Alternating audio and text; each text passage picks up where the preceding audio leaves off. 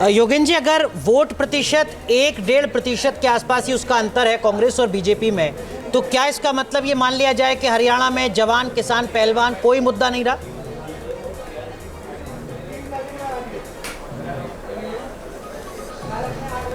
नहीं, देखिए मुद्दे तो थे। क्या है कि आप वहाँ से शुरुआत कीजिए। शुरुआत आप 2019 के लोकसभा चुनाव से कीजिए।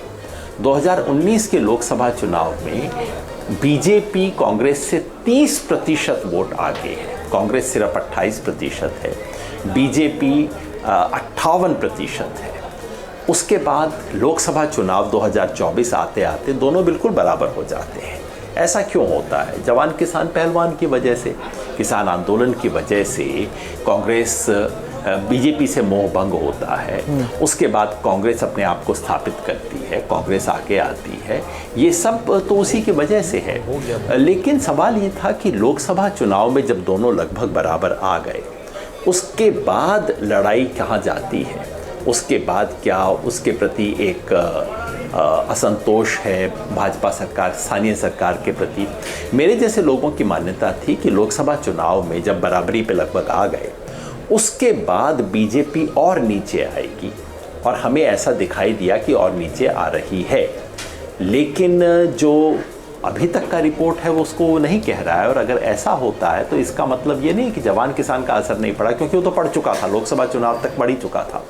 लेकिन उसका मतलब ये है कि जो बाकी स्थानीय मुद्दे थे, मुख्यमंत्री की अलोकप्रियता खट्टर जी की, जिसका मुकाबला उन्होंने नायब सैनिक को ला के किया। ज़मीन पे हर कोई कहता था कि सैनिक का आना नायब से तो बेहतर है। दूसरा, जो सरकार के सामान्य योजनाएं थी, जिन योजनाओं से लोगों को फ़ायदा पहुंचा था, तो लोगों को लगा कि भाई योजनाएं ठीक ठाक हैं। और इसका मतलब ये भी रहा होगा कि लोगों के मन में जाट समाज का रूल दोबारा आ जाएगा, इसका जो डर था, जो बीजेपी ने किया। उत्तर प्रदेश में बीजेपी कहती है यादवों का राज आ जाएगा, हरियाणा में कहती है जाटों का राज आ जाएगा। कहीं उसने लोगों को डराने में ज़रूर सफलता प्राप्त की। बहुत बहुत शुक्रिया योगेंद्र जी हमसे जुड़ने के लिए। हम अपडेट आपसे बीच बीच में जुड़ के लेते रहेंगे, लेकिन हम एक अपडेट और भी दे दें कि बीजेपी इस वक्त 47 सीटों पर आगे चल रही है और कांग्रेस 36 सीटों पर। हालांकि भूपेंद्र सिंह हुड्डा की तरफ से कहा गया है कि कांग्रेस हरियाणा में सरकार बनाएगी, कुछ सीटों पर कड़ा मुकाबला है। जुलाना सीट पर लगभग 2100 वोटों का फासला है, जहां विनेश फोगाट पीछे चल रही है। बीजेपी का हम रुख करेंगे। ऋषभ तिवारी हमारे साथ जुड़ चुके हैं, बीजेपी के प्रवक्ता। माफ कीजिए, शिवम छाबड़ा हमारे से जुड़े हुए हैं। शिवम, अब क्या लगता है कि ये अभी भी उम्मीद कांग्रेस की तरफ से बड़ा पॉजिटिव नोट दिया जा रहा है कि सरकार हमारी बनेगी? अभी आंकड़ों में आप थोड़ी देर पहले से आगे बढ़ रहे हैं, क्या संभावना यहाँ पे दिख रही है, कांग्रेस की या फिर बीजेपी की?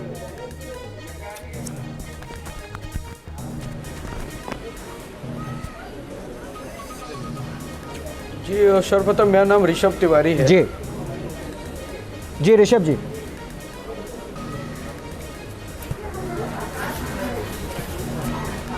कांग्रेस अभी भी आश्वस्त है कि सरकार उनकी बन रही है। सुनाई दिया आपकी आवाज। ऋषभ, कांग्रेस अभी भी आश्वस्त है कि सरकार उनकी बन रही है हरियाणा में।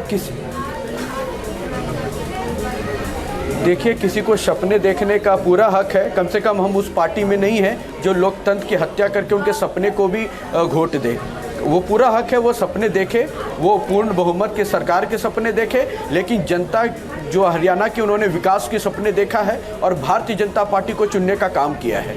रिजल्ट आने दीजिए, लास्ट तक जनादेश जो आएगा भारतीय जनता पार्टी के पक्ष में आएगा। क्योंकि हमको एक परिवार से चलने वाले पार्टी नहीं है साहब। हम इस घमंड में नहीं रहते कि हमारे पीछे गांधी टैटल जुड़ा है या हुड्डा परिवार जुड़ा है। हम इस विश्वास से चलते हैं कि हमने जो काम किया है, जनता का विकास किया है। तो जरूरी नहीं है भारतीय जनता पार्टी के अंदर कि आपके अंदर हुड्डा टैटल हो या गांधी टैटल हो। एक सामान्य कार्यकर्ता को या मुख्यमंत्री बनाती है पार्टी, एक सामान्य कार्यकर्ता को राष्ट्रीय अध्यक्ष बनाती है। और जब कोई सामान्य कार्यकर्ता निकल कर आता है तो जनता के मुद्दों को समझते हुए निकल कर आता है, परिवारवाद से ऊपर उठकर आता है। और ये देखा है हमने, चाहे प्रदेश के अंदर हुड्डा परिवार हो, चाहे देश के अंदर गांधी परिवार हो, जनता इनसे त्रस्त हो चुकी है, इनके गुंडागर्दी से त्रस्त हो चुकी है, भ्रष्टाचार से त्रस्त हो चुकी है और विकास की नीतियों को चुनने वाली सरकार को इन्होंने चुना है। तो मुझे लगता है अगर आप पूरे आकलन देखेंगे, जिस तरीके से नैरेटिव सेट किया गया, जब एग्जिट पोल आया, हमारे समर्थन में एग्जिट पोल नहीं था, लेकिन हमने कोई भी मीडिया को कांग्रेसी मीडिया नहीं कहा। ये हमारी लोकतंत्र की खूबसूरती है। हमने कोई भी मीडिया को इन लोगों के आधार पे बिका हुआ नहीं कहा। ये हमारी लोकतंत्र की खूबसूरती है, ये हमारा संविधान के प्रति सम्मान है। लेकिन एक हाथ में संविधान, दूसरे हाथ में आपातकाल का इतिहास रखने वाले लोग से पूछना चाहूंगा कि आज जो ये नारा लगा रहे थे, बहुत त्रस्त है हरियाणा की जनता, 10 साल से चरम सीमा पर भ्रष्टाचार, आज उस ये प्रश्न तो फिर मैं आपसे दोबारा पूछ भी सकता हूँ ना, फिर जम्मू कश्मीर में क्या हो गया? 370 भी आपने हटाया, उसके बाद घाटी में आपने तब्दीली की बात भी की, तो वहाँ की जनता घाटी में आपके सपोर्ट में क्यों नहीं नजर आ रही है इन वोट में?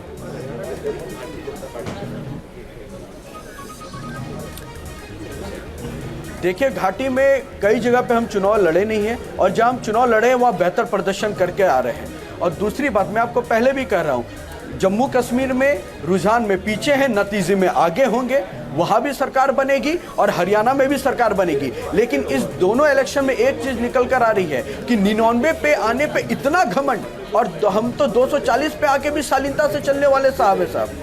हम तो लंबे समय तक विपक्ष में रहने वाले पार्टियों में से आते हैं, लेकिन इतना घमंड हमने ना कभी देखा है ना पाला है। पता नहीं कौन से मैथमेटिक्स से पढ़कर आए हैं, जहाँ 99 इनको 240 से बड़ा दिखता था और इस घमंड में आ गए थे। लड़की हूँ, लड़ सकती हूँ, लेकिन शैलजा जी की आवाज़ नहीं सुन सकती हूँ। लड़ाई लड़ेंगे किसानों के लिए, लेकिन उन किसानों की बात नहीं सुनेंगे जो धरना उनके स्टेट में देते नजर आए। तो इन सारे मुद्दों पे हमने काम किया है। और एक परसेप्शन जो बनाया जा रहा था कि पहलवान बीजेपी के अगेंस्ट है, किसान बीजेपी के अगेंस्ट है, तो मैं आपको स्पष्ट करता हूं, एक पार्टिकुलर समुदाय किसान का ही पूरे किसान का प्रतिनिधित्व नहीं करता है। एक पार्टिकुलर परिवार ही पूरे पहलवान का प्रतिनिधित्व नहीं करता है। मैं बार बार बाकी चैनलों पे भी कहा हूं और बड़ी जोर से कहता हूं कि पूरा हरियाणा एक परिवार से नहीं चलेगा, नहीं चलेगा। चरण सिंह सापरा भी जुड़े हुए हैं कांग्रेस की तरफ से। चरण जी, देखिए, बीजेपी वाले भी थोड़ी देर पहले, 1 घंटे पहले तक बोल रहे थे कि रुझान है, नतीजों का इंतजार करें। अभी भी हालांकि ये रुझान है, लेकिन वर्जन चेंज हो गया है।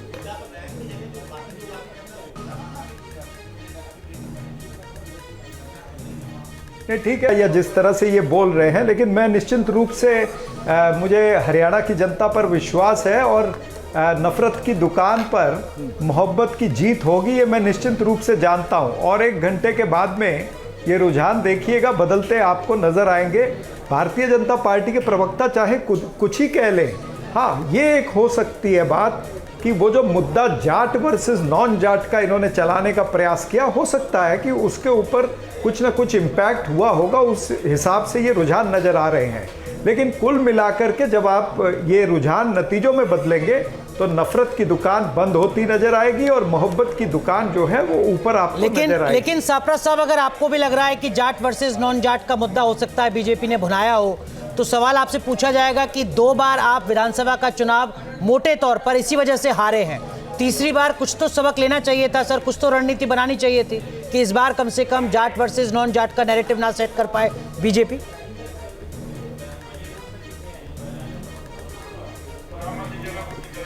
अभी जो रुझान है उस पर हम ये चर्चा कर रहे हैं, लेकिन आने वाले समय में जो रुझान होंगे वो अलग होंगे। निश्चित रूप से कांग्रेस के नेतृत्व ने इसका भी सारी चीज़ों का ध्यान रखा है, और जिस तरह से आपको 1 घंटे पहले जो रुझान नज़र आ रहे थे वो बिल्कुल 1 घंटे के बाद में भी उसी तरह के नज़र आएंगे। ये थोड़ा सा सुकून जो भारतीय जनता पार्टी को मिल रहा है, मेरे ख्याल से ठीक है, खुशियां ये थोड़ी सी जाहिर कर सकते हैं, लेकिन धरातल पर जो परिस्थिति ऐसा तो नहीं है सापरा साहब कि कुमारी शैलजा की नाराजगी ने खुश था, थोड़ा नुकसान पहुंचाया हो आपको। परिवारवाद का तो कोई मुद्दा ही नहीं था हरियाणा के अंदर। न्यूज नेशन अब व्हाट्सएप पर खबरों की ताजा अपडेट के लिए न्यूज नेशन के इस QR कोड को स्कैन करें।